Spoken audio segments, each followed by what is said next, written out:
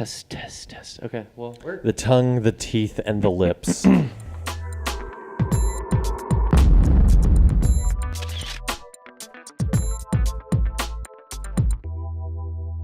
Hello and welcome back to another exciting episode of American Pylon, the podcast. I'm Will Mihal, your host, joined by my counterparts James Thomas Fanning IV, Tyler Combs, and David Grayson, our producer behind the mic and the computer making all of this happen. We're excited to recap the South Carolina game. A lot to talk about, and obviously look forward to next week's matchup with Middle Tennessee State University. But before we get into all of that, I want to give a shout out to our partners and friends at In We Go. We talked about them a little bit on this show before, but just to give you another recap, for $30 a month, you get unlimited access to events in and around the city. In We Go is live in Denver, Phoenix, Atlanta, and now Washington, D.C. So if you're interested in catching a game, going to a concert, checking out a brewery, be sure to check out In We Go. Tyler, you got tickets to the Falcons Panthers game on Sunday. Sure did, yeah. That's so you really? Mm-hmm. That's there was a hot ticket. Last edition. That's pretty cool. Last edition, probably the biggest event that I've been interested in, was added on there, I guess, late last week. Mm-hmm. And they released earlier today. So we got a stamped ticket to the Falcons Panthers at 1 o'clock. That should be fun. Nice. I'm going to the Braves game on Sunday on In We Go. I am going to be out of town. I'm actually going to see the Gators play Colorado State in Gainesville. Oh, fun. Not on In We Go, but the girlfriend wanted to go down and visit family, so we figured we'd catch a game while we were down there. Gators versus the Fighting Mike Bobos. Yeah, there you go. So you're going to the swamp. That's pretty cool. We're going. I've never seen a game there. That actually is pretty cool because being Georgia fans, you really have to make such a point to go to the swamp because of Georgia, Florida being in Jacksonville. Mm-hmm. I mean, I've seen Georgia play Florida several times, but yeah, that'll be fun. I wish they would make that series into a normal home and away. That's been documented on this podcast. Yeah, Tyler agrees with you. I'm all on board with that. But anyways, well, I want to get into Georgia football here and obviously talk about the rout this past weekend against South Carolina, 41-17, I think it was. So really excited to jump in, and we're going to kind of follow a similar model as we did last week. I want to talk about what impressed you guys the most and then break it down from an offensive standpoint and then talk a little bit about the defense. And I think there's great points to talk about on both sides. So, Tyler, why don't you kick us off? What did you see that really impressed you on the offensive side of the ball? Yeah, so starting with offense, I guess it sounds funny to say impressed, but I was going to say offensive line. I think, last week we talked about it a little bit. Yeah. We came away feeling a little stale. I don't know. We didn't feel as confident with our offensive line. Now, I say it sounds funny to say our offensive line was something I'm impressed with because I expected that, right? We expected to see that last week versus Austin Peay. We actually got to see them dominate this week. And then I guess to further kind of add to it, we saw, unfortunately, Andrew Thomas go out with an ankle sprain. And the first play of the third quarter, and then you see Cade Mays come in, another 5-star, come in and just no drop-off, and we actually marched down the field 3 times in a row and score. So that just really put an emphasis on our depth, our talent, and you just saw it go off out of hitch. Another true freshman stepping in and just making an impact. So that was huge. I mean, obviously you saw the running backs have a big day. Our passing game opened up a lot of screens, so they were just offensive line was involved very much so in allowing our 3 top running backs to get scores and bringing Miko Hardman open for some of those big successful plays. So I'm going to say offensive line. Good blocking by the wide receivers too on some of Miko's bigger plays. Yeah, that's definitely a big thing that Kirby preaches. Is you're not going to get on the field with this team as a wide receiver unless you can block. Right. I would say for me the unit that I really enjoyed watching the most was probably the secondary. J.R. Reed had an interception. I thought LeCount played really, really well. He had one that was almost an interception, not quite, but he seemed to be involved in a lot of stuff. Mm-hmm. DeAndre Baker had an awesome game. Yeah, he did. Basically shut down Deebo Samuel, which is the big matchup that we said was going to kind of decide the game last weekend. He played really well. Tyson Campbell had a few, I guess, freshman hiccups, but a lot to learn from. So I think it's almost my coach in high school used to say he kind of liked when we would have like a sloppy win because obviously you want to win, but then that gives you stuff to go and coach on next week. So I think Campbell gave up a couple touchdowns, bit really hard on Deebo Samuel's trick play touchdown that he threw, and then just got beat deep by a different wide receiver later. So A lot of good film for Campbell. We're starting with the offense, though, Jimmy. So what about offense? Were we? Follow the script, man. Okay. Yeah, I was interested to hear what you had to say either Not about bad. Fromm or the running backs, but You can repeat that exact thing. Yeah, you can say the exact same thing here in a couple I did minutes. agree with That's why everything that's why we pay producer Dave the big bucks. He can splice this all up later. Pressure's on. On offense, though, you started with the offensive line. I was going to say Cade Mays specifically. We want Andrew Thomas back as quickly as possible, but I had texted my dad and my cousin in a group text before the season started, and I had said that left tackle is the only position on the team that the backup is not more talented than the starter, even if guys aren't quite ready to play yet. But I was like, we're so deep that left tackle is the only position that I really feel like if a guy went down, it would be like, oh crap, like what are we going to do now? Like there might be a big drop off. And he gets hurt, and Cade Mays comes in and just plays nothing. Yeah. Awesome. So no drop off. I mean that was the position going in, and then now I would probably say it's center is what I would shift that to, just because Cade Mays played so well. But that I felt we could least afford an injury. So to have that, again, obviously you want Andrew Thomas back as quickly as possible, but to have it in a context where the game was, it really wasn't in hand yet. I mean, he was playing meaningful minutes. It wasn't like he came in for garbage time. It was or still anything. 20. It was 20. It was 20-10. Yeah. I mean, he was like heat of the battle, and he really, really played really well. Yeah. So. I mean, we started rolling when he got. It's not just because of Cade Mays. Yeah. But yeah, we started rolling. When we went 21-0 in the third quarter. That was crazy. I didn't really realize that watching it live that the third quarter was that dominant. So we also didn't allow a single first down in the third quarter. Oh yeah. So I believe we allowed 16 yards the entire third quarter, if I'm not mistaken. So that was just where boys to men that showed up. And that was exactly what we said all last week, was that second half was where I didn't expect it to happen so quickly in the third quarter. But sure. The second half was where the depth was going to take over. And we were right. I mean, our starters were significantly better than their starters. I mean, 20-10, but it was definitely still a game. And then we really just ran away with it once, we started rotating guys in and we had fresh legs. And right. Yeah, I know we touched on that last week too. We said, I thought it was going to be a close game. I think I predicted 27-17, 10-point game. I was way off. Jimmy predicted 31-17. I think I was the closest, but I was still Will, 10 what'd you points go with? off. I had 24-13. 24-13. So I think we were all None close. of us gave our offense enough credit. Yeah, we all predicted around the same success or lack thereof for South Carolina with 17, 13 points. But that third quarter, I mean, we watched it in Asheville. Actually, we were actually visiting one of our friends. Yeah. Shout out Dr. Brent Johnson thanks for hosting us. Took us to a bunch of breweries. It was really cool. Yeah, really. And we watched it at Upcountry Brewery, which is Terrapin's sister brewery in Asheville. It was actually UGA's one of the founders of Terrapin. Yeah, it was UGA's alumni chapter. It was their viewing party at that brewery, so we got to take in the game there.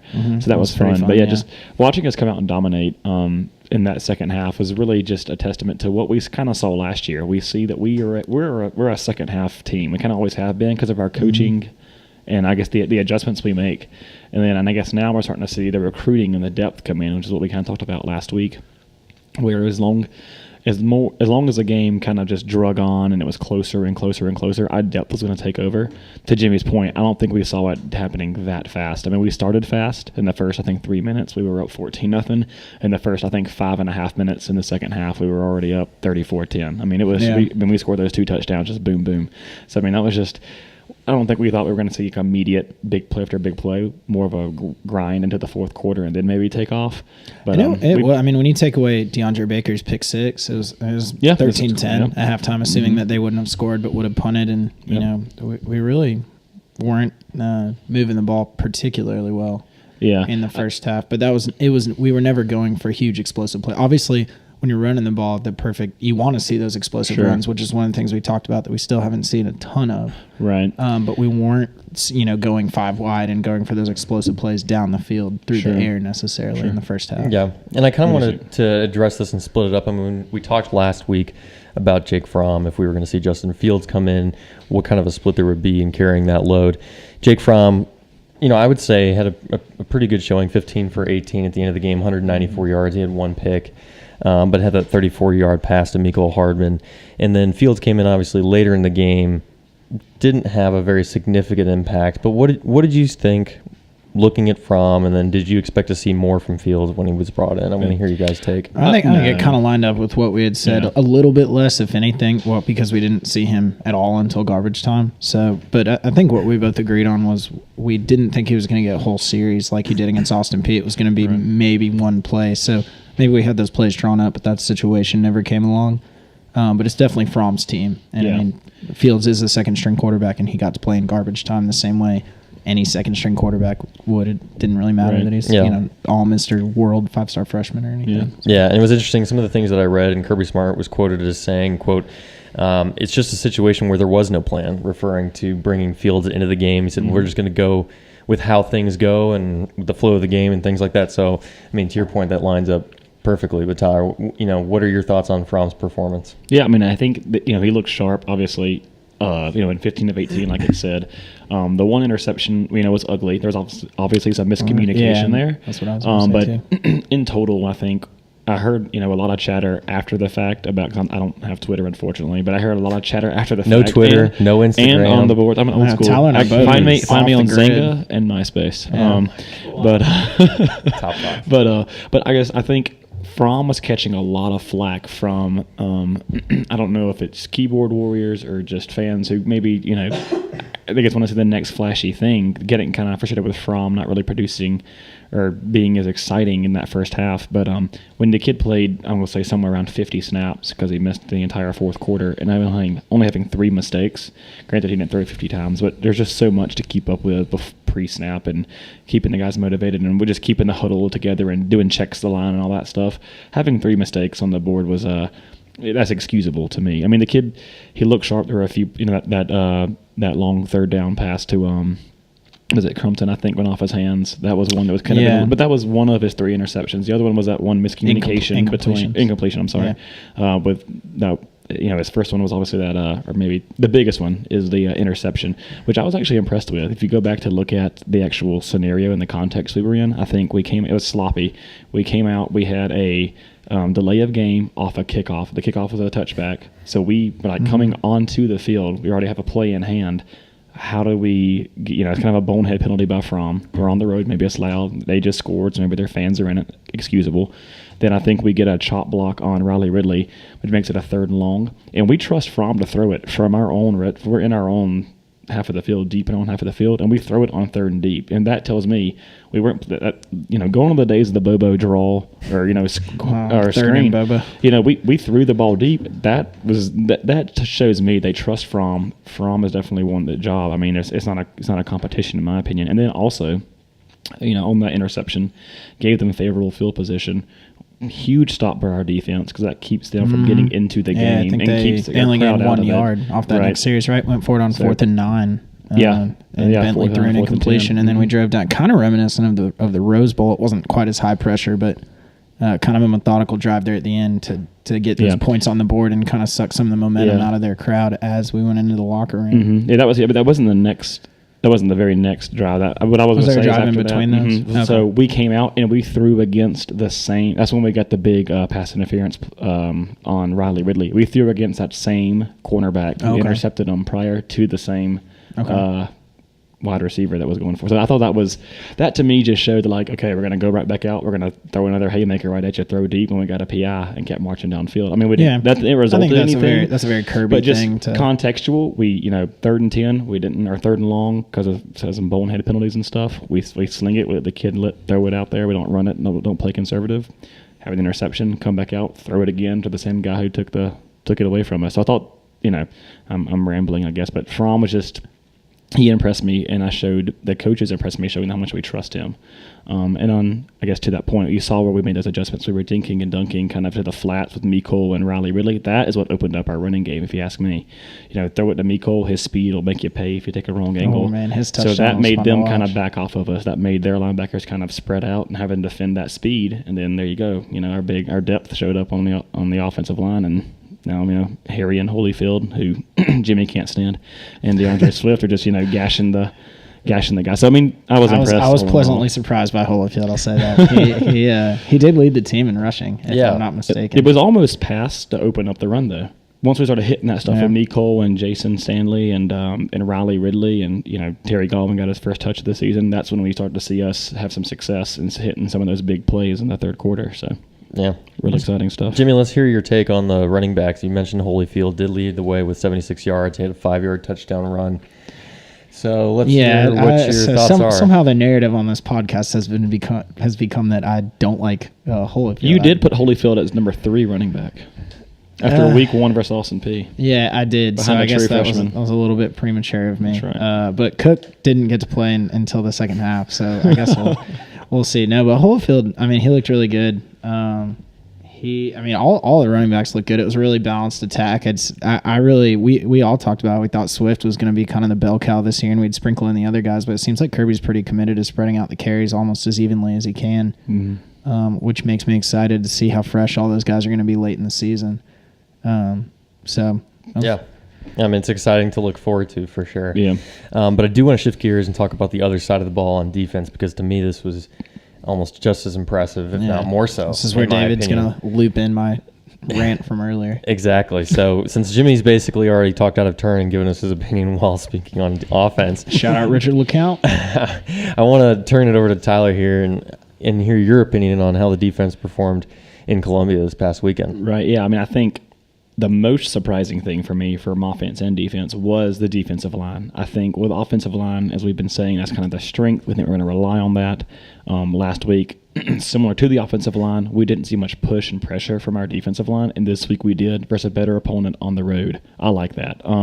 Just seeing, I mean, not so much pressure up the middle. We're still kind of lacking on the interior, I think, but you just saw, I mean, we were just disrupting plays. David Marshall and Tyler Clark were just, I mean, they were gashing them. I mean, just disrupting the run, forcing Bentley to throw some of those passes, making them very inaccurate, getting us some of those turnovers, and potentially we almost had 3 interceptions in the first quarter just because we were in his face. Granted, some of that was some drop balls and some inaccurate passing, but you got to be there and you got to force it. So dropped interception by Monty. I don't even know if you could call Monty Rice's almost interception a drop because it straight up hit him in the face. Mask. Yeah, he didn't even get his hands up there; just bounced off his face mask. Yeah, but hey, shout out to him for being in. He was there. He was in the way. Yeah, he understands the scheme. If nothing else.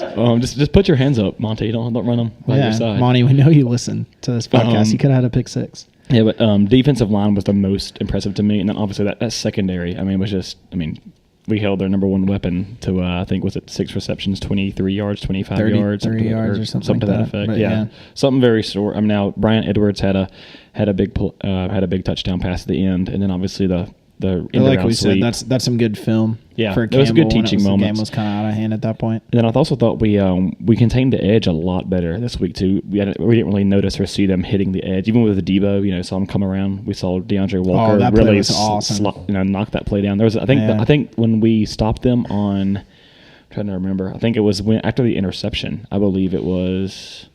Maybe it was 4th and 9 when Bentley threw an incompletion on that series. I think it was in the third quarter when they could have made another conversion, and then I think Nate Reyes just stepped up and just swung around, big tackle for the loss, and kind of just kept that momentum and kept them from marching, and allowed us to be so dominant in the third quarter. But it was just, I mean, I was impressed with the outside linebackers so much.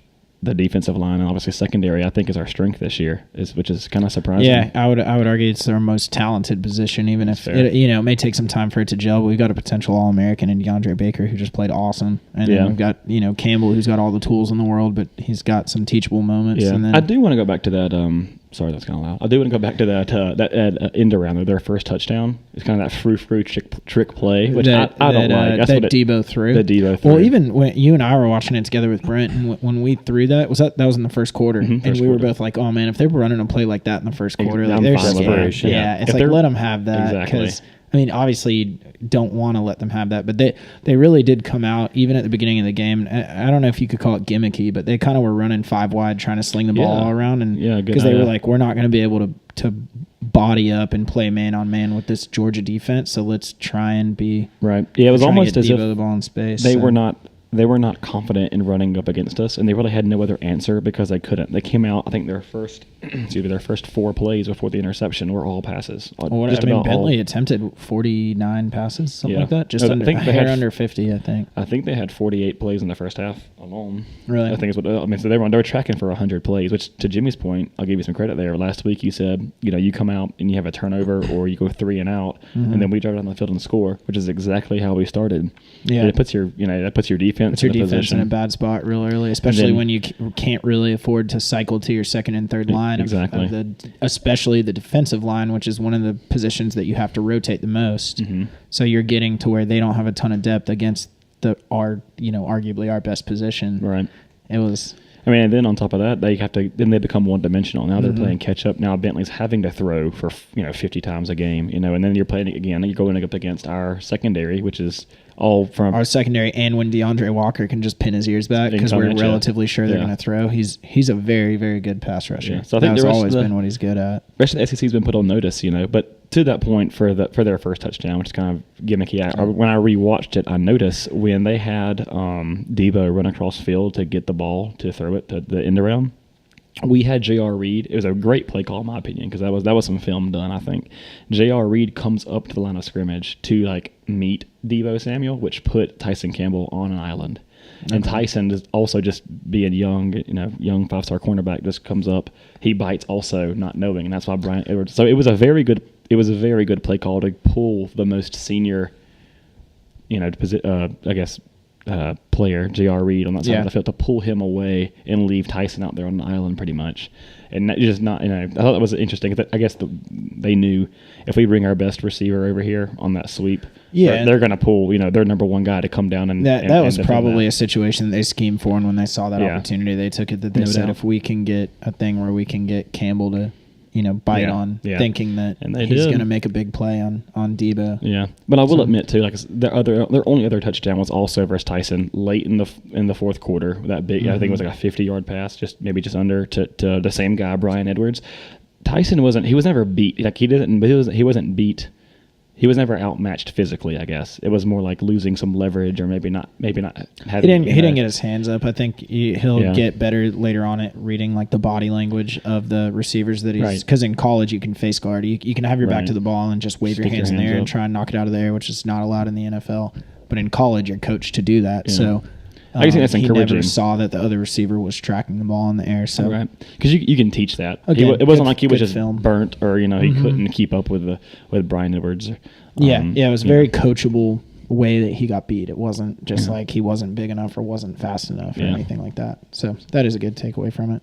Yeah. So it didn't really count. We basically shut them out. Both of their touchdowns were BS. Null and void. Yeah, we beat them 41-3. Well, I think everyone can agree that this was an outstanding win for the Georgia Bulldogs. I want to see. I will say we want to see a little improvement out of the inside linebackers. I think it's kind of the only position group we haven't touched on. Monty Rice had a bad missed tackle at not Monty Rice. I'm sorry, Crowder.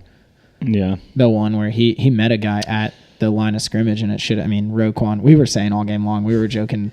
Every time, they had a big play where I was like, Roquan would have cleaned that up. Roquan would have, to the point where one of our receivers dropped the ball, and we were like, Roquan would have caught that ball. We miss Roquan. We haven't quite learned to let him. But also shout out Roquan for getting a sack in his very first that was awesome play. Yeah, we know Roquan's an avid listener of the show. Yeah, so. Bears. Terrible way to lose that game if you guys are watching it. But I Roquan did not stay up to watch the end of it. I couldn't believe it. The way that they have Leonard Floyd too. Another damn good dog. So hellacious linebacking core. The Chicago Bulldogs, the monsters of Midway. Yeah. Mm-hmm. But that kind of takes me to our next point. I said we were going to follow kind of the same outline of when we talked about the Austin Peay game. So was there anything that stood out to you as being a disappointment or something that you think? I kind of jumped the gun there. Yeah. So, Jimmy, doing it twice in a row. So I'm going to start off with Tyler. I will say the only thing, and this, I think this would be a different conversation had it turned out differently, is DeAndre Baker dropping the ball prior to entering the end zone. On his interception. And thank God Juwan Taylor was there to pick it up. Good call. Yeah. Heads up play by him. No doubt. I mean, because this could be a complete... They officially credited Taylor with a touchdown. Fumble recovery touchdown. Yeah, which is incredible. This would be a completely different conversation if that play had gone a different way. Yeah. So that's the only thing that really, glaringly stood out to me. that's a bonehead play, Sure. right? You can't be doing that. But Sure. Tyler, what about you? Was there anything that you saw? Yeah, two pieces. I mean, we already touched on what Jimmy said. I guess inside linebacker and almost inside and the interior of the defensive line, we don't see much push there. We're not able to crash the pocket. We can help close the pocket and keep the edge, it seems, a little better this week. But when we do that, we create a pocket for them to stand up into, or to step up into, rather, excuse me. Now, we had some batted balls, which is still good, getting your hands up, but I want to see someone dominate and just wreck that the pocket and force a not so mobile quarterback nowhere to go. So, I mean, that's hard to find. I mean, even in the Yeah. NFL, that's one of the most valuable things you can have as an interior defensive lineman that can pass rush to where you can just rush forward and then you don't have to manufacture pressure by blitzing. You can just create it by rushing your 4 and dropping 7. So then the only other thing, but the batted balls was, I think we batted down like 6 or 7. I think it was a lot. I mean, which is going to be huge because I think that'll be really important when we, I don't want to count our chickens before they hatch, but it seems like we're kind of on a collision course to play Bama in the SEC championship, and Tua is not particularly tall as far as quarterbacks go, so he's very elusive in the pocket.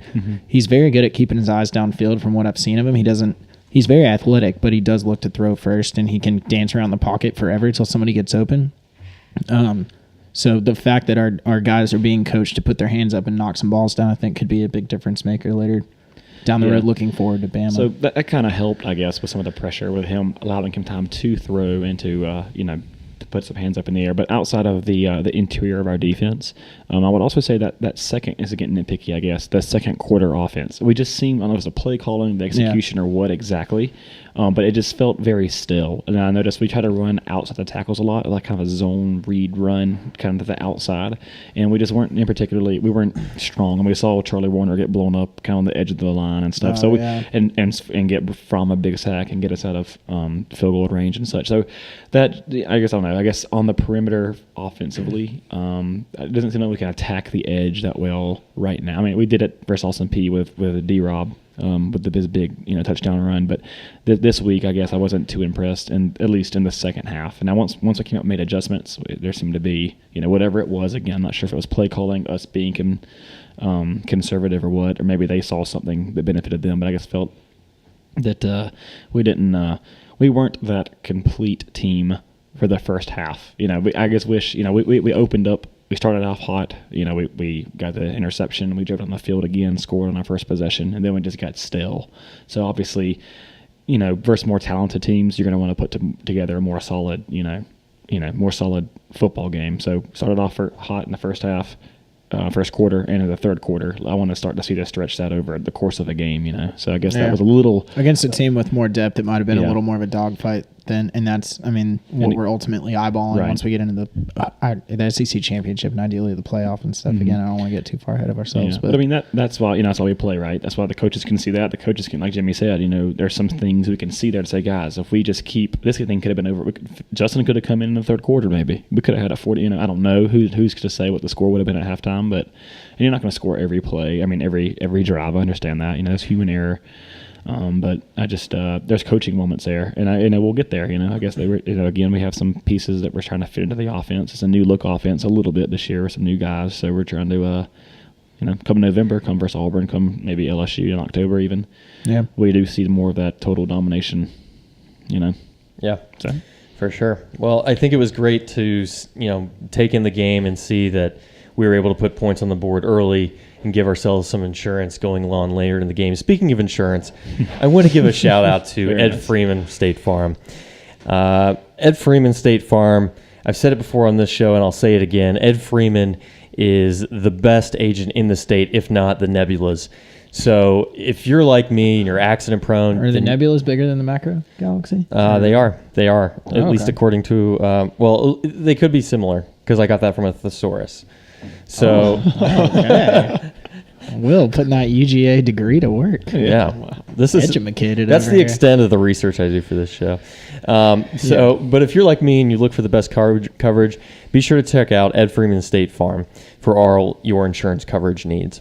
So we're gonna shift gears a little bit. Well, hang on.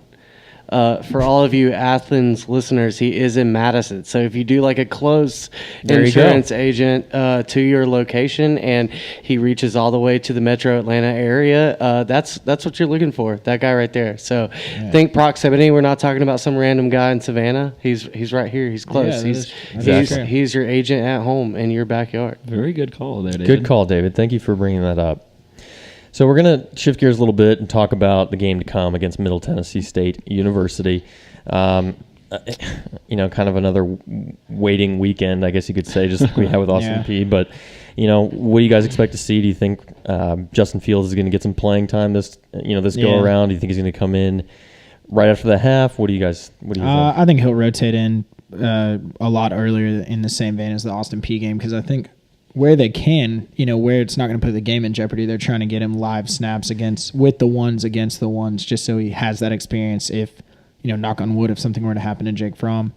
So I think we are going to get to see quite a bit more Fields in this game.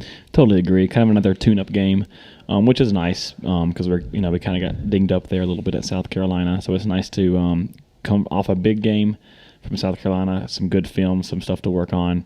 A tune-up game at Middle Tennessee State at home before heading on the road to Columbia at Missouri. I do think we see Fields, like Jimmy said, kind of maybe not as early as we did versus Austin P. I know they're a little bit better team. I know they played Vanderbilt earlier in the year. Vanderbilt handled them pretty easily. So, we're expecting to have another pretty convincing win. I guess I'm going to go ahead and say, and they haven't determined anything yet, but I'm going to say that Andrew Thomas does not play in this game. I don't think we're going to start him, which stinks because he started every game his entire career so far at UGA, he was a true freshman last year. Started every game, started the first two games this season, his true sophomore year. And I think, unfortunately, selfishly as a fan, I don't think Kirby cares about that. He's going to do what's best for the player, what's best for the team. Mm-hmm. We're going to see that possible record come to an end for starting every single game that he's played in a Georgia uniform through at least 3 years. So I think we'll see Cade Mays a lot more, and that kid looks Do you think angry. Kays will start? I think Kays gets a start and just play. Cade Mays, yeah. We're gonna call him I guess that's our nickname for him. I just don't think it's worth it. And again, this is all on Kirby. I'm just predicting. I just don't see where this game is much of a threat, and why even put him out there if he's 85% ready to go and possibly further re-injure it, and then it's a kind of a nagging injury throughout the rest of the season. I think. I agree. Here's a situation we can just avoid altogether. I meant more. You think that Cade Mays is going to hold on to that spot through a week of practice and stuff over Kendall Baker, who we spent all offseason thinking was kind of our swing left tackle. Yeah, I was reading something today, and this was an unnamed trusted source insider. So take what you will with that. With a really respectful reputable source, I guess I'll say, that I read a lot. They said that, Cade Mays is the guy at left tackle, but Baker was just about everywhere else. Baker was at left guard, obviously, if Solomon Kinley goes out. Mm-hmm. He was at right guard. He was at left guard if the right guard, if Ben Cleveland goes out at right guard. They said they would move Solomon over to right, Baker into left, and then they even said in short-term situation that if Isaiah Wilson, if Isaiah Wilson, our right tackle, were injured, they would put Baker. If it was long-term, they would slide. This is all crazy, but they would slide over Ben Cleveland to right tackle, Solomon Kinley to right guard, and then Baker to left guard. Well, so we say that, but you don't think that if the right tackle got hurt at this point, we would just put in Cade Mays, assuming that Andrew Thomas is healthy? Yeah, they didn't go into that. Yeah, that was just. I guess Cade Mays may be limited by how much of the scheme he knows at this point, because he's got to learn multiple positions, and he was an early enrollee, but he was. I guess if we can touch on him for a minute, just because Middle Tennessee State, I don't think there's much to really dive into there, kind of being that tune-up game. Yeah. It's a night game, first night game in Athens, so 7:15, plenty of time to get gassed up. And, what is your score prediction for the game? Oh gosh, a lot to nothing. I think the line was only like 31.5. 31.5. I feel pretty comfortable saying dogs cover on. That's a slight safe money bet. Yeah. But the Cade Mays, he gets looked when he came in against South Carolina for the injured Andrew Thomas at left tackle. He looked mean. There was one play in particular, I can't remember, but they rushed a guy and he just blasted the kid 5 yards off. I mean, like, out of the screen. Like, you couldn't even see him on the TV. Like, he just pushed him so far away. It was like he seems like he has a mean streak in him, and I'm really impressed to see what he can do. So this will be another kind of test, I guess, for some freshmen and some younger guys, including Cade Mays, to kind of see if he can get some more playing time and kind of tune up his craft, because we'll need that coming down the road. But outside of that, I'm not sure what else besides seeing more freshmen play. Yeah, there's not a ton to say. I mean, I think a lot of the freshmen are going to get to play. We're going to spread the touches around quite a bit. Again, you just hope we get out of a game like this without anybody getting hurt. Injuries. Yeah.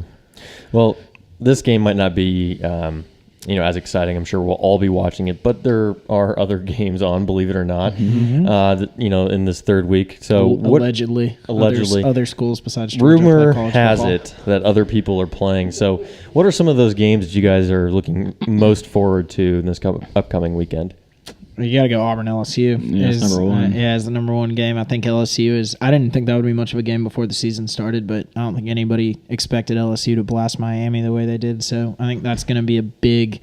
I think everybody's kind of chasing Bama in the West. I don't think that's a reasonable thing to say, but I think this is going to kind of solidify a clear number two, and that person's going to have Bama in their crosshairs going forward. So I'm going to take Auburn in that game. I think that Washington is a better team than Miami, so I'm just taking Auburn on the eye test so far that they've beaten the better team. Yeah. They didn't beat them as badly, but I have a feeling that Auburn is closer to being for real than LSU. Sure. I think LSU might be a little bit of fake news. I agree with that. And, I mean, excited about that game. LSU is at Auburn. It's 3:30 game. I guess. Yeah. I mean, I agree. Auburn played a better defense at Washington at a neutral site, and I would argue a better offense than what LSU. Maybe not better defense than LSU, but better offense. Definitely better offense. I'm sorry.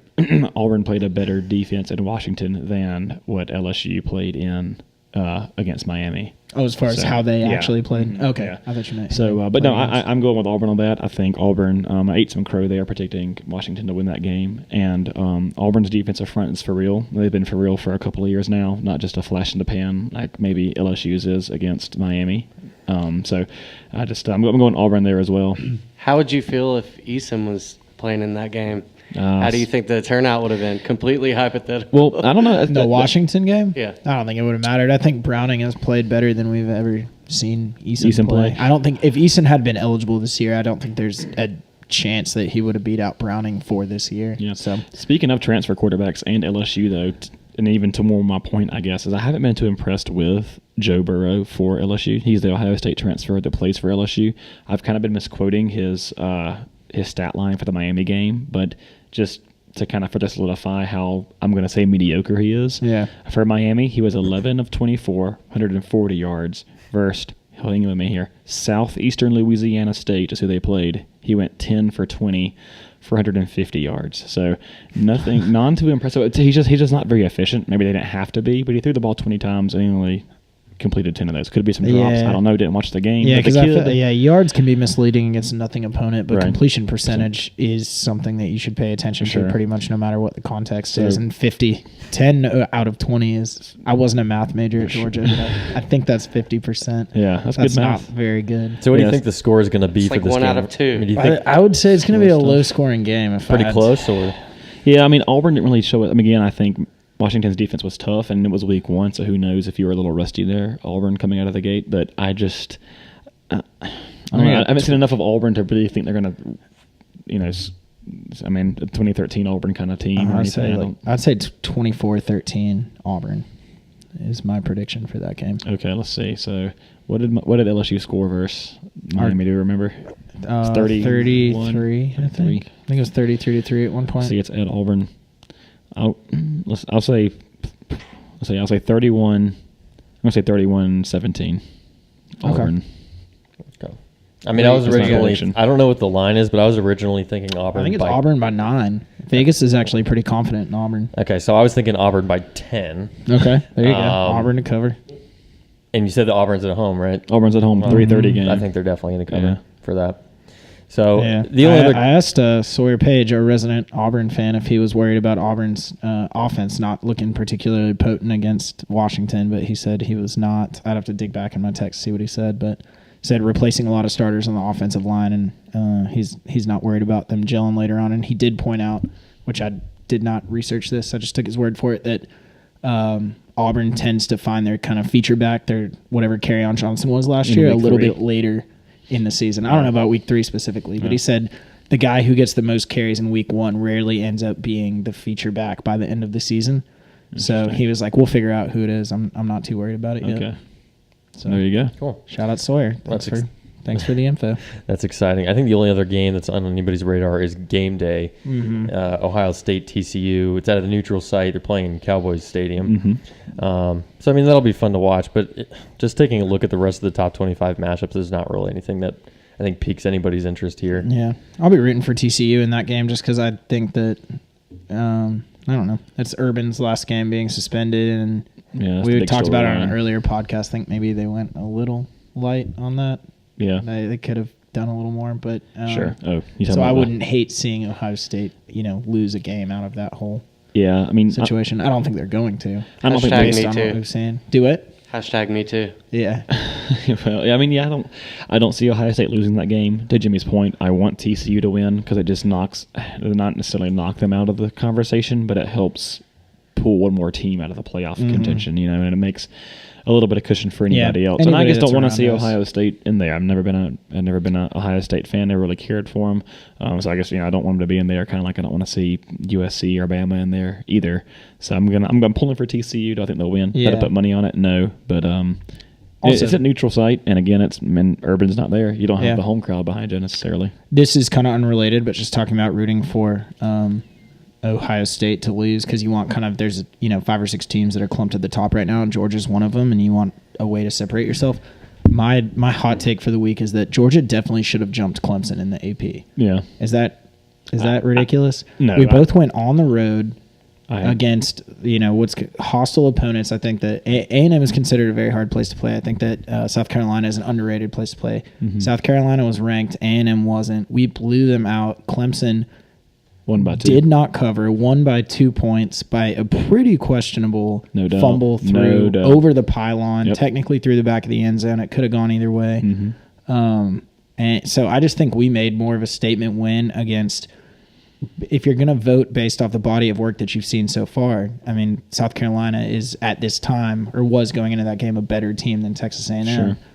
So I don't know. I understand possession is 9/10 of the law, and like when you're looking at the 1, 2, 3, 4, like inside the top 5, it's hard to lose your spot if you win the game, especially when it's like a D. It's not like they were struggling against like Samford or something like that. Could you imagine a Division I school struggling to put away Samford? I think after our game though, people just really shot down South Carolina as an opponent. But see, that's crap. Like maybe we're just that good. It is, but I'm just trying to be like realistic about what people's.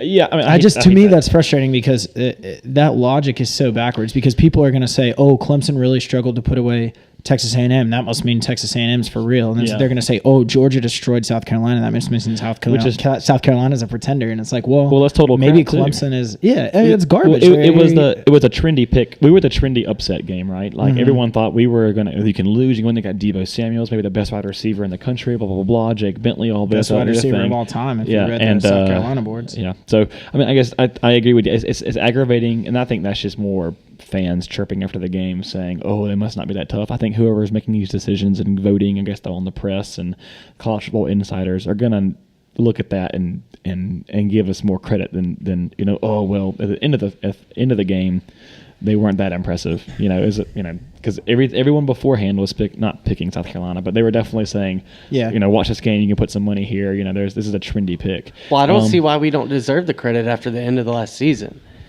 I mean, we're talking about an overtime. I mean, we still do. My argument for this I always shut this argument down because it doesn't matter. I do like hearing Jimmy kind of already, go to bat for us and kind of go ahead and get us in that mindset of, okay, here's where you have to kind of politic your way into making sure you have the best such comfortable cushion situation heading into when these rankings will matter eventually, when the college football playoff committee releases their first couple of rankings, like week 8 or 9, I can't remember. Week 8. But right now, I guess it just doesn't matter. It's always been it's a win or go home, So if it doesn't matter if we win out and do it like we're supposed to, like we should, like we think we can, like we've been predicted. This will be a non-conversation. But to your point, and just to play devil's advocate, yes, I agree. We beat the better team. We looked dominant. I mean, we have some question marks. We've lost so much talent. We lost all these guys on the defense to the pros. We lost Nick and Sony, the best running back duo in the history of college football. And then we come in and we leave no doubt. I mean, we shut their mouth up. I mean, we explode on the scene. And Mecole Hardman could be a freaking Heisman Trophy winner. I mean, the kid looks awesome. How about this? Book it. How about that? There's my hot take. Yeah, Mecole Hardman. He is take. A game changer, man. He's going to be a household name before the season. I agree with that. I mean, the kid is an instant. He changes the complexion of the game so quick. I mean, it's just. I don't know, that kid this week, man. I would argue so far from what we've seen, though, the player on the team that has the best chance of being an All-American come season is Rodrigo. Yeah, he's fair. Crushing it. He hasn't allowed a return yet. He's actually 100%. I mean, it's only 2 weeks. 100% on touchbacks for kickoffs. 100% on field goals and PATs. He's also 100% on PATs for his entire career. Oh, didn't know that's that. a good stat. Mm-hmm. Wow. Yeah. So, I think he could be. That's a good call, though, Jimmy. Yeah, that's a good call. That's rivaling Billy Bennett stats right there. Has anyone ever gone 100 or 100% on PATs for their entire career? I don't think so. That'd be hard. Pretty tough. If you can tell us if anyone has, or the last person to ever someone do it, over at least like I'm talking 30 kicks. I'm talking to our viewers and listeners right now, David. Oh, yeah. Sorry. Yeah. You have to have what? Yeah, minimum 50 PATs. Okay, there you go. If you've made a totally arbitrary number. Okay, we're going to go with at least 50 attempts at PATs. If you can comment on our Facebook page, Twitter, tweet at us, whatever it is, whatever medium you listen to us, get in contact with us if you can tell us the last or only person, or if anyone ever has gone 100%. And for last week's contest, give a shout out to Spencer Skyhouse, who told us that last year in week 1, Ohio State, Indiana was a college game day matchup where one of the teams was not ranked. Mm-hmm. So Ohio State at Indiana, I think Ohio State beat them like 100-0. Yeah, there you go. So just like Spencer, you could be the lucky winner of some In We Go swag that our summer intern, who's still here for the fall, has been helping. He's never leaving. He's off camera, but he exists. Who's been keeping a stack of our inventory. We'll hook you up. Mm-hmm. So just let us know. Thanks. All right. Awesome. Well, really exciting stuff. It's always a pleasure to dive into talk about UGA football after a big win like this one we just had against South Carolina, and then of course look forward to the next weekend. But we are going to shift gears, and we like to think that we stay on top of current events as it pertains to sports in general, right? So this was a topic that I wanted to bring up and discuss with you guys. We really didn't address this at all before the show, but I wanted to talk about the recent events at the U.S. Open with Serena Willams. Now, Tyler, I don't know if you had a chance to check this out. I know Jimmy mentioned that he had seen it. Just call me out, why don't you? I've read a little bit about it. Yeah. So just to give you guys a bit of background on this story and Serena Willams' career in general. So at the U.S. Open in the final, she was playing an opponent that most people who are casual fans would argue probably is a no-name player, right? But it's in the finals. It's in New York City. Serena Willams being a favorite and coming back from maternity leave. So there are a lot of things playing into this narrative. And then Serena Willams is down. She loses the first set. She's down in the second set. She looks over to her coaching box, and it's pretty clear that her coach is giving her signals. Now, in tennis, you cannot receive coaching in any way from your box or anybody else for that matter. So when the chair umpire identified that she was getting coached, he assessed her a point penalty. And then on top of that, Serena didn't agree with it and decided to break her racket immediately after receiving the point penalty, and then she was then docked another point. So this led to some controversy on the changeover when Serena Willams called him a thief and a liar. Audibly, it was very audible in the stadium because, it's not like a lot of other sporting events where they're playing music and stuff like that. So he then docked her a game, which is not something you see very often. Mm-hmm. But there's two sides to this. Was this guy over officiating, which we see and complain about a lot in sports, right? There's the saying that the best umpires in baseball are the ones that you never see in the game, right? They're there to do their job. They're not there to be in the spotlight. This was an unfortunate situation that Serena Williams found herself in once again. She had this controversy at the U.S. Open in 2009 where a lines judge called a ball, I think that was out that she hit or that was in and it cost her an ace.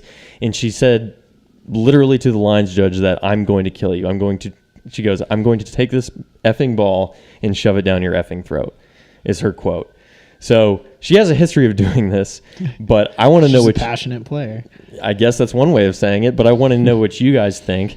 Do you think that this is classic over officiating, or do you think that this is Serena Williams just doing what she's done in the past and, she should have to pay with those penalties? Well, I don't know that much about tennis, but to me it seems anytime like points come into play as far as a punishment, I would probably be against that as a general rule. So the fact that he awarded her a game, which I'm not 1,000% sure how scoring works in tennis, but game, set, match is a thing. So I guess game is the smallest of those three. Yeah. Yeah. I would be anti that just because I think I don't know what other she could get fined or something afterwards. She did get fined. I think it was a $35,000 fine. Okay, so that's fair because you have to respect whoever's officiating any match. But I just in sports in general, because I'm definitely not going to claim to be a tennis guy, I would be against any officiating thing that actually puts or takes away points on the board itself. I think that constitutes over officiating. Yeah, no, that's fair. And to that point, I certainly agree with that. This was a point in the match that Serena could have possibly gotten back into. She lost the first set, but that's not to say she's out of this. And now you've got a referee and an official who is making a major impact on a Grand Slam final. Sure. For a marquee player that, let's be honest, people are paying to see her play in this match, right? Sure. So I definitely get to that point. However, you do have, this is a fairly common thing.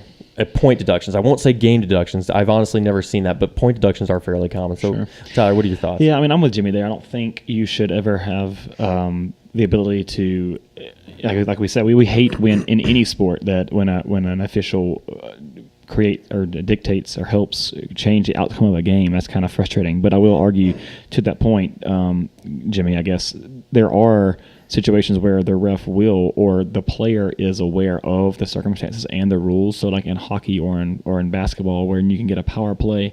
Granted, it's not giving away a point, but it is certainly favorable to the team because a player is penalized for breaking whatever rule it is. Same thing in basketball, technical foul or whatever, you get to shoot. Granted, not guaranteed, but very favorable position to where you can still go up and it affects the outcome of a game.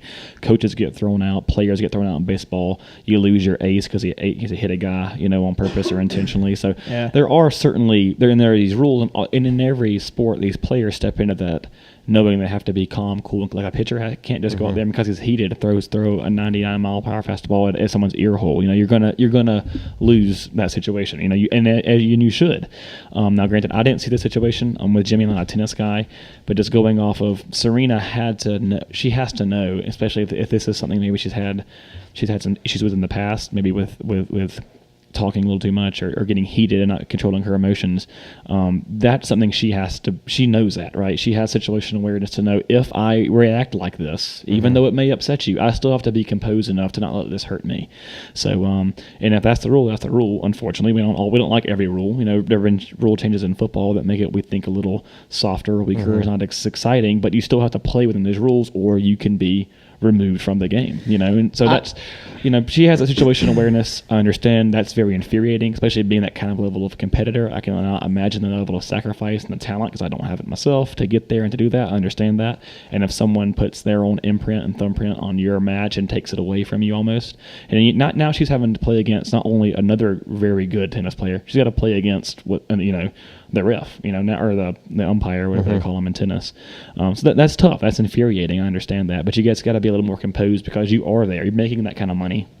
Yep. You're in the spotlight 24/7, not even on the court, but in social life as well. And that's just kind of to me, that's what comes to the territory. And there are definitely times I'm thankful we don't have to put up with that. I'm going to take it outside of the realm of just the match for a second, because I don't know if y'all saw this. I did see this one thing on Facebook, and and 2 days or less, everyone else is going to forget about this. But there was one Australian cartoonist that drew kind of a depiction of the scene. Yeah, I saw that. Yeah. That was... And it, I understand, like, we're talking about different countries that don't understand, kind of the U.S. and how, some of our cartoons and things were depicted in the early 1900s.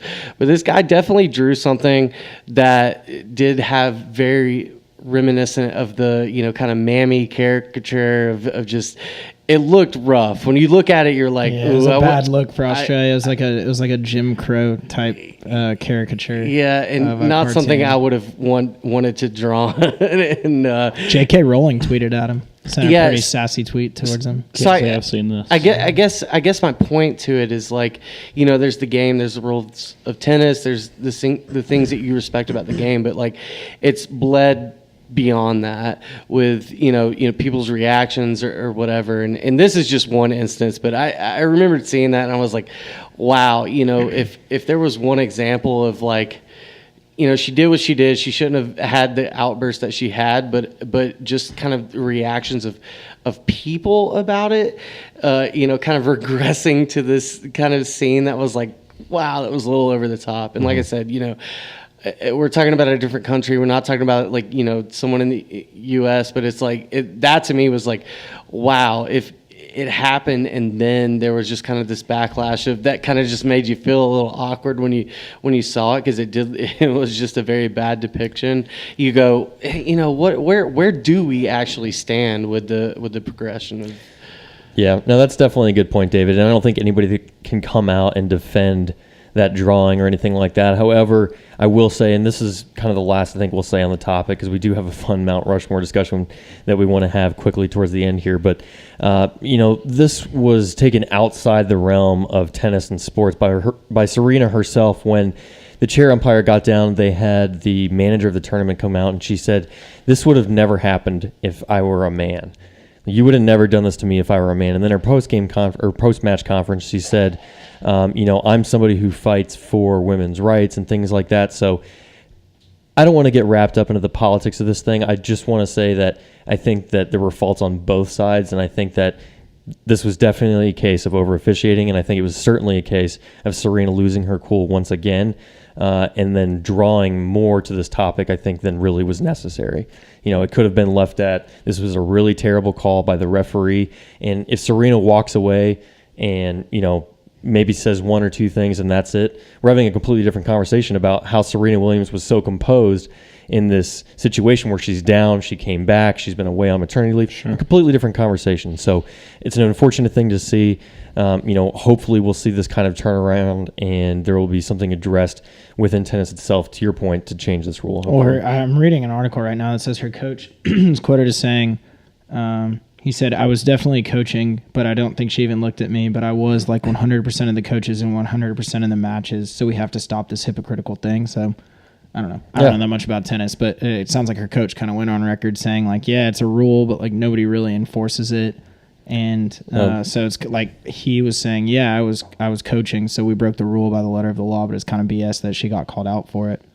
Yeah, maybe it's high time tennis starts to... Yeah, and I would agree with that. I think that start at the top. You have a coach either get rid of the rule or have some sort of consistency with how you call it. Yeah, totally agree with that. Or get better at hiding your coaching. Yeah, there you go. That's why baseball invented all the hand signals. Exactly. Adapt and survive. Nobody ever even knows. Exactly. All right, so we're going to move on to our Mount Rushmore discussion.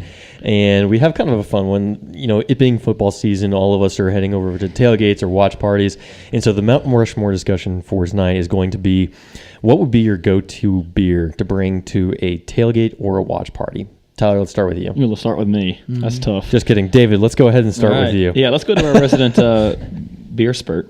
What is that? What is a beer spurt? I don't know.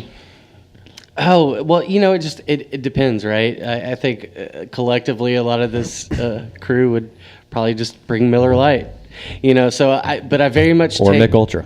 I very much take a watch party at a house different from, I'm carrying a marathon. Yeah. Otherwise known as tailgate. But that's why there's some nuance. That's why there's some wiggle room here. You can define one for each if you'd like. This is what I would take to a watch party. This is what I would take to a tailgate. Oh, yeah. I mean, okay. All right. I'll be quick. Tailgate, Miller Lights, great light beer. Can't diss it. Drink it all day. Yeah. Watch party. I'm probably going to try to, maybe if it's one of those watch parties that I leave and I'm not trying to, take the beer back, maybe I'll leave them something a little nice. So I go Stone IPA, right? Oh, okay. Try to look a little fancy. I like Stone IPA. Yeah, that's good. It's a good one. Tyler, what about you? Since Jimmy's off camera here, I'll take this one. So yeah, I think so. We'll break it up that way. For me, for tailgating, I've been going Mick Ultra, and if the dogs win for whatever I'm drinking at that tailgate, that's what I stick with, Mick Ultra. So it's a superior light beer. They have very skinny cans, makes me feel like I'm being healthy and active, and just in shape. So Mick Ultra it is, easy to drink. Man, their marketing campaign is they really got working. Also, the girls like it, and if the girls like it, I like it. So if you can share it with everybody, and it's a good conversation. Yeah, I want something that no one else is going to like, so that I know no one's going to drink my beer. That's fair. That's a good point. So that's me for a tailgate. Something you can drink kind of all day. Wait at the tailgate, waiting for the game, watching other games. Easy. You're not. The day's not getting away from you. At a watch party, let's just say, because there's a lot of good beers out there. My favorite beer, though, is kind of a seasonal beer, a situational beer. And because football happens, or most watch parties are happening around football for me, I'm going to go with Southern Tier's Pumpkin, which is it's a pumpkin beer, but it's awesome. David can attest to it. We've had it's very a couple ourselves. 9%? It's up there. It's malty, but it is awesome, and I would recommend it if you haven't tried it. The price has gone up because it's definitely caught on, like most things that catch on. It tends to people.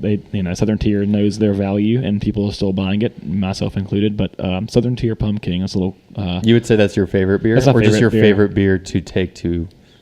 That's my favorite beer. So I'm just saying situational. Really? Okay. That's what I would take to bring and drink because I enjoy that. So that's what I'm going. That's a lame, but I mean, because I guess most of the time it is Mick Ultra. But if I'm going to have something nice, something heavy, then I want to definitely enjoy it. So Southern Tier Pumpkin for me for the watch party. All right, for a tailgate, I'm right there with Tyler. I think I'm a Mick Ultra guy, but I do love a good. What happened?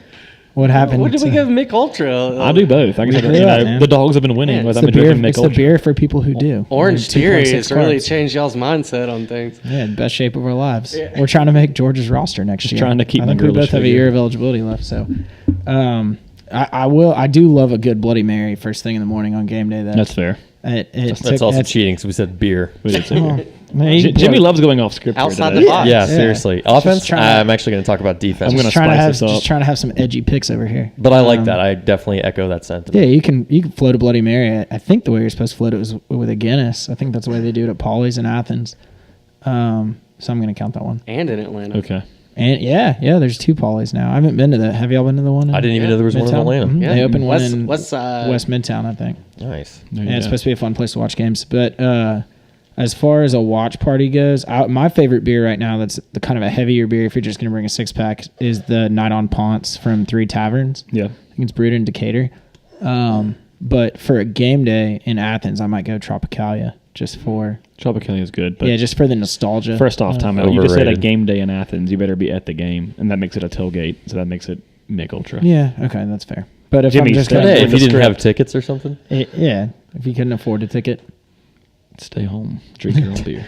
But I don't know. Just being in Athens, I like to drink kind of the local beers. That's and I fair. think of the breweries in Athens, Terrapin and Creature Comforts. I think Creature Comforts Tropicalia is my favorite one. I've heard on good authority, but I can't tell you where, that they've actually moved their... I'm sorry, I can't tell you where this has moved to, but Tropicalia has actually moved, or Creature Comforts has moved their brewing away from downtown, but they still have that as their tasting I know where room. they moved it. They moved it to the random warehouse by Terrapin that Will was a rep for, like Southern this Tide where? or something. And we went to a Southern trunk show. in Southern high school- Salmon? or in Salmon in Cove. college.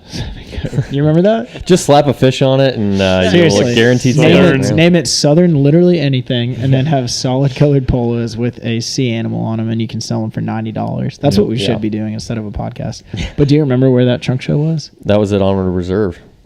But that was before they got their Reserve location. was downtown. It was in like that kind of warehousey. Oh, so that's where they're at now. That's where they brew Creature now. Comforts bought that, and that's their brewing. And then the one downtown, my understanding is purely for tours and hanging out and drinking and stuff. And also, I feel like because when you give yours, we're probably going to wrap the show up. I also want to give a shout out because we were in Asheville this weekend. We actually toured New Belgium Brewing Company with Brent, which was awesome. It was very cool. Obviously, Asheville and North Carolina itself is known for having a ton of little microbreweries, and we learned a new term, nano brew. So I guess it's even smaller even operations, edgier and cooler than which a is very brewed cool. in somebody's bathtub. God knows, yeah. Let's give a shout out to the brewery that wouldn't give us a sponsorship. Oh, I don't know their name. Wild Heaven or something. Yeah. Oh yeah. That's a distillery, isn't it? Or is it a beer? No, we actually Wild know Heaven. I think the it's Wild chemist Heaven. that's employed there, who's actually a brew She's a master, chemist? I guess. We had she graduated a chemistry degree, didn't she? Oh, good for her. She did, and Pretty they were going to awesome. sponsor us. Then they pulled their sponsorship, but jokes on them because we do all this for free anyways. Yeah, so shout out to New Haven, Wild Haven. Wild Heaven. No, All but right. shout out to Steve, our tour guide at New Belgium. Yeah, but He yeah, was New awesome. Belgium. We're just giving shout outs to everybody here. New Belgium was a very cool, and we learned a lot about their brew process. I've never paid that much attention to actually a tour, which is very in depth, very scientific, and it was actually very informative And if you're very cool to hear. You're a full-time employee at New Belgium on your 5-year work anniversary, they take you to Belgium, to the brewery there where the entire company was inspired by. Well, I would have taught you the whole process when we were going to start brewing in So college. they asked. Until we got our first utility check. Yeah. Everyone shut that down. They asked. I said, "Has anyone ever brewed at home?" And I wanted to so much raise my hand because David, myself, and 2 other guys lived together senior year of Athens, and we got ourselves a little home brew kit. And the water bill was so high, we just figured we couldn't add to it. We chickened out and didn't home brew. But I was think so Tyler so and I's much roommate wanted to wave my hand. Coop brewed a batch of home beer when we first moved in into the studio a few years ago. I think he okay. did. I think he said that was Our okay. studio is a multi-purpose facility. It's a live, play, It's work, a brewery. brew, It's a studio. pass out, whatever. It's a game day viewing B&B. center. Yeah, It's we the got best it of all. all worlds. All right, Will, what about you? Yeah, so I'm gonna pretty much echo the first 2 picks for tailgate. I would say definitely Michelob Ultra is up there. Really? But I will say if I was going to change that pick, I think Yingling Light is a good change. What are people hating on Yingling? I don't think It's Yingling dark. tastes that good. Yeah. No, that's why I said Yingling Light. It's like still too dark. 3.5%. And What's herbaceous. Michelob Ultra? It's herbaceous. It has taste to it. It's not going to be that filling. I think it's a good alternative pick. Disagree on the Michelob filling Ultra. piece. I don't know. Yingling. And it's just Yeah, a mouthful. Light. Yingling. You guys, you have to understand that I'm saying Yingling Light, not Yingling Lager, Yingling Light. Agreed. Still Agree to disagree. herbaceous. Pick up a 6-pack when you get a chance. Give it a try. I guarantee you're going to like it. As far as one for a watch party, if I'm going there and, it's going to be 3 or 4 beers or whatever, I like IPAs a lot. Mm-hmm. I would say my favorite beer used to be Two Hearted Ale from Bell's. It's a Strong. Michigan beer. It's Strong. really good. Yep. But my brother Jonathan is a big fan of a brewery in Indiana called Three Floyds Brewing. Okay. It's a father and his 2 sons that started this brewery that's like metal rock themed. So all of their beers have like really weird names. So I like pulled it up. They have like Space Station Middle Finger, Arctic Panzer Wolf, like random names. However, their biggest and best selling one is called Zombie Dust. And it's similar to I've heard of that.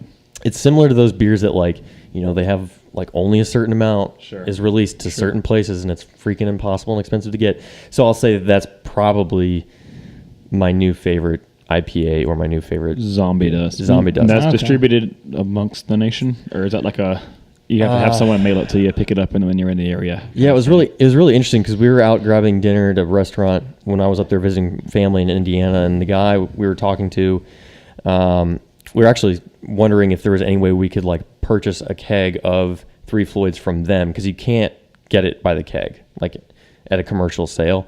So it would have to be like you'd have to be a brewery, and the guy was like, "We don't even know what they're going to send us, and they don't send us one until we send that keg back." Because they don't want their product to be sitting there and get old and then them serve it and people have a bad view or taste of the beer. So Small operation. Yeah, it was really interesting. Oh, interesting. It was really cool. So the restaurant just orders, or the liquor store or whatever, just orders a keg of whatever. What did you say it was called? Yeah, so they just order, like they can't request 3 anything. Floyds, They just and they just get what they get. order a keg of 3 Floyds, and then the brewery just sends them whatever. So, Will, you're telling me the beer you would bring to a watch party, you can't bring to a watch party? You can buy 6-packs and you can have them shipped. It's a pretty bougie. If I was going to bring whiskey to any like a random watch party, I would bring 21-year Pappy Van Winkle. Yes, can't find it. Hey, I didn't find it's on eBay for $8,000, but I didn't put a cap on this. All I said was make sure you can bring it. This is a Mount Rushmore, for God's sake. This That's is all fair. about the conversation that I'm going to show up with the beer. Best beers. yeah. Well, as long as we're not in the realm of possibility, I'm going to change my Michelob Ultra to Miller Lite in a blue can. Wow. How it was back in Throwback to college. the before the days. throwback. Just the throwback before the throwback. When they had the tornado in the Oh my God, the vortex- glass, the vortex the neck. vortex Pour bottles, smoother. yeah. We're gonna switch to Natty So full of Ice. shit. Maybe Ginny Light. Oh, We were big Keystone God. drinkers The in good college. stuff. We were Ginny Keystone Light. guys. Yeah, we were not Keystone Natty Light. guys. And, yeah. $13. Keystone and 30 pack. Taka. That was Jesus. kind of our bread and butter in college. Wave. And we Wave. survived. Ron Rico. I'm pretty sure it's French. Never forget Ron Rico rum for Key West. can forget Spring it. break senior year. Oh gosh. Still can't go back to rum. Awesome. Or pineapple juice. College. What a fun week. God. Well, we're going to go ahead and wrap it up here. We appreciate everyone joining in and watching. Be sure to like, subscribe, and share. You can find us on iTunes, Spotify, or YouTube. But from all of us here, thank you again. Have a great rest of your evening, and go Dogs. Go Dogs.